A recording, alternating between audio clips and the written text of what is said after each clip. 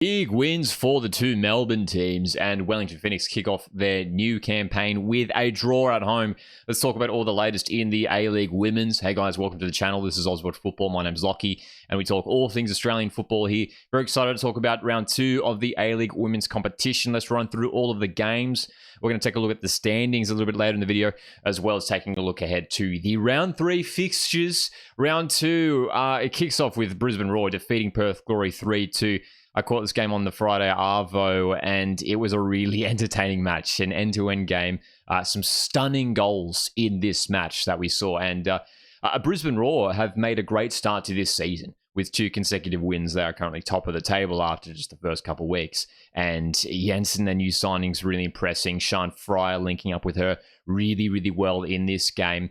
Brisbane are looking like a threatening side in the early rounds. And Perth Glory weren't necessarily bad in this game. They were creating some good opportunities, and Roller Batawea with a fantastic strike in the first half there to get Glory on the board and laid on. I mean, Perth Glory were really pushing Brisbane Roar, and it felt like this could have ended in a 3-3 thrilling draw, but the Roar holding on for a very valuable 3 points away in Western Australia. But Glory, I think, should be proud of the effort they put in this game. They'll be disappointed with those goals they did concede, sort of letting it slip a little bit in defence there, especially considering that this was their first home game of the season. They wanted to back up that win away to Wanderers last week. And I think Glory will be a strong side at home this season, and they could well be competing for finals this year, Perth Glory. I think there's promising signs for that side, especially in attack. But a 3-2 win for Brisbane Roar, a huge 3 points on the road. And then the 3 games on Saturday, Wellington Phoenix, they sat out round 1. They had the bye last week, kicking off their season with a 1-1 draw against Canberra United. There were some really bright moments from Wellington Phoenix in this game, and I think on another day they may well have picked up victory. I thought it was a good performance from Sally James in goals for Canberra United, who did have to step up with some top saves, but a draw in the end probably feels like a fair result on the balance of play. You look at all the statistics coming out of this game as well, and quite even overall. Wellington Phoenix, they had a number of new players debuting in this game, and I'm expecting them, again, in my ladder prediction, I called Wellington Phoenix to finish pretty high on the ladder, just considering the quality and experience they have in their squad. Obviously, there's a big question mark in regards to, can you get all those new players gelling, so early on in the season? There were promising signs here for Wellington Phoenix, and I think they will be a formidable team this season, just with the quality that they do have. But a 1-1 draw against a decent Canberra United side, it isn't a terrible result for Wellington Phoenix.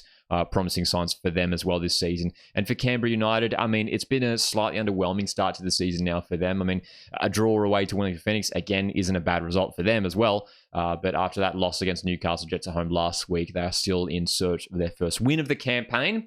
But speaking of wins, goodness me, Melbourne City picked up a fantastic 4-0 win for them over Central Coast Mariners. And of course, this was a big game. This was a rematch of last year's last season's semi-final, which obviously that second leg semi-final down in Melbourne, where Mariners won, controversial circumstances for that winning goal for Mariners. And hey, being a Mariners fan, I can admit that myself as well. But Melbourne City, what a statement. What a response for Melbourne City after being knocked out of the semi-finals last season here against Central Coast Mariners. They were pretty dominant, Melbourne City. It was a really comfortable game for them. Terrible weather down in Melbourne. I mean, it was cold, it was rainy, windy as well. And Melbourne City, pretty well dominated this game. It felt like a comfortable performance from them and a really professional display in defense, through midfield, in attack. Holly McNamara, fantastic. Shelby McMahon with a couple goals in this game as well. I thought Letitia McKenna was very, very good. Hughes was good in midfield as well. I mean, Rebecca Stott at the back. I mean, it's such a professional team, and obviously a big week coming up, a big couple of weeks coming up for Melbourne City with the Asian Women's Champions League group stage. And of course, when it comes to our Aussie teams representing us on the stage, there's a big stage in Asia. We want to see the Aussie teams do well. So hopefully Melbourne City do carry their A-League success into the Asian Women's Champions League this time around. But Mariners, I mean, it's been a funny start to the season. That 3-0 loss last week, 3-0 win, I should say, last week against the Reds, and then the 4-0 loss this time around. So a real up and down start for the Mariners. A couple dramatic results to start the season. Hopefully things can just stabilise for Central Coast Mariners. Obviously, so many new players in this squad for Central Coast, but they'll hopefully bounce back next week after this devastating loss, because they certainly weren't up to it. Mariners, lots of improvement needed, I think, after that game. A 0-0 draw between Adelaide United and Sydney FC to round out those Saturday games. There were plenty of chances for both teams. There were some really great moments in attack for both sides late on, and Adelaide really pushing in those latter stages, looking to win it. Home ground here for the Reds against Sydney FC, and for the Sky Blues, look, to open the season with 2 draws. Obviously, there's a lot of expectation on Sydney now after an underwhelming season last time around, and a draw against Melbourne City at home, a draw against Adelaide away. Not too bad for Sydney FC, but they will be itching for that first win of the season to really sort of kickstart their campaign. And for the Reds, still searching for their first goal of the season. I mean, 3-0 loss away to Mariners last week, 0-0 here against Sydney FC. Where will the goals come from for the Reds? They are still searching for their first goal of the campaign.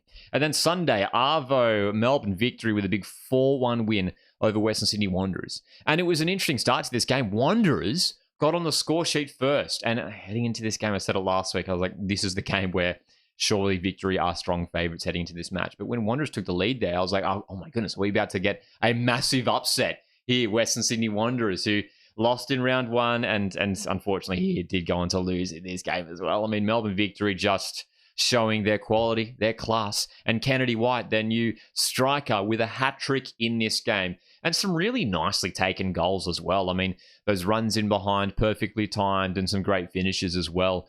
She's looking like she could be a real top player this season, potentially a player who will be leading the Golden Boot race in the A-League Women's competition this season, potentially one of the contenders there. But she looks like a top signing, man. Really, really top signing. So I'm expecting a big campaign from her. But for Western Sydney Wanderers, just another really poor sort of, especially in that second half, just the way they sort of fizzled out there. Western Sydney Wanderers didn't look like they were coming back as the goals started to flow for Victory. Western Sydney Wanderers are a team who, again, are sort of struggled for success in this competition now for some seasons, and it's not looking like it's turning around so far this season. I mean, 2 home games to kick off the campaign, great opportunity for them, but 2 home losses. So we'll see how Wanderers go next week, as we'll talk about those fixtures in just a moment. But let's have a look at the standings after round 2. Brisbane Roar top of the ladder there with 6 points, 2 wins from 2. They're impressing at the moment. The 2 Melbourne sides are up there. Glory, Jets, and Mariners make up the top 6 as it stands at the moment. Jets obviously did have the bye in round 2. The Sky Blues, just 2 points off their first 2 games. Wellington, Canberra, Adelaide, and Wanderers round out the ladder. Western Sydney Wanderers still without a point this season. So, the upcoming games, round 3. What do you guys make of these fixtures? What are your thoughts? What are your score predictions for the upcoming round? It kicks off with Adelaide United hosting Canberra United. These kickoff times that you're seeing here are Australian Eastern Daylight Time. The Reds need to just get on the score sheet. That just has to be the objective for them. And they have a chance here to get a result against a Canberra side who's maybe been a little bit underwhelming to start this season.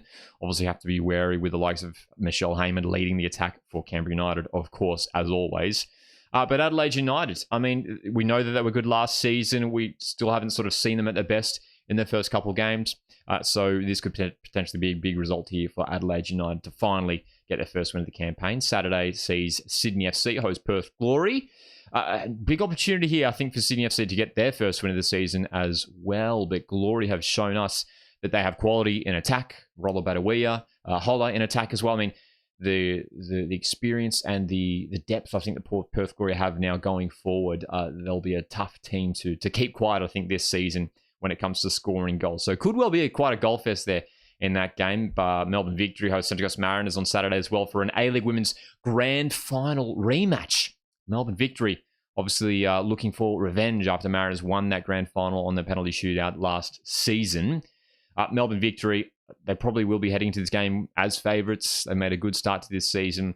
And for Central Coast Mariners, I mean, can they respond after that devastating loss in Melbourne as well last week? So another trip down to Melbourne for the Central Coast Mariners. I think to get a point for the Mariners would be a decent result for them. Melbourne Victory, with Kennedy White coming off that hat-trick, could be high in confidence heading into this match. So Melbourne Victory may well be favourites in this grand final rematch. And then Sunday, Wellington hosts Newcastle Jets. Newcastle, I think for Wellington Phoenix here, they should be favourites heading into this game. I would back them to get their first win of the season. Couple consecutive home games to kick off the campaign for Wellington. And then Brisbane Roar, Western Sydney Wanderers. You've got the top team versus the bottom team. Obviously, just first couple rounds so far this season. But again, Brisbane Roar, surely huge favourites in this game. No disrespect to Western Sydney Wanderers, but you just look at the way both teams have started this competition, this league season, and Brisbane Roar. Just, I mean, with Jensen performing, new signing there at Brisbane Roar, with Fryer coming off that left-hand side, Kualamu as well in attack. They've got so many options going forward there, Brisbane Roar. And, Timaniki Yallop, who yet to start so far this season, 2 appearances off the bench so far this campaign. But against West Sydney Wanderers, I think Brisbane Roar will have too much in that contest. So there's a look at the A-League women's action from the past week, as well as the round ahead. Drop your thoughts in the comments section. Let me know how you're feeling about the first couple rounds. Who has impressed you so far? And stay subscribed for more Australian football content right here on Oswatch Football with me, Lockie. Thanks, guys, for tuning in. I'll see you in the next one.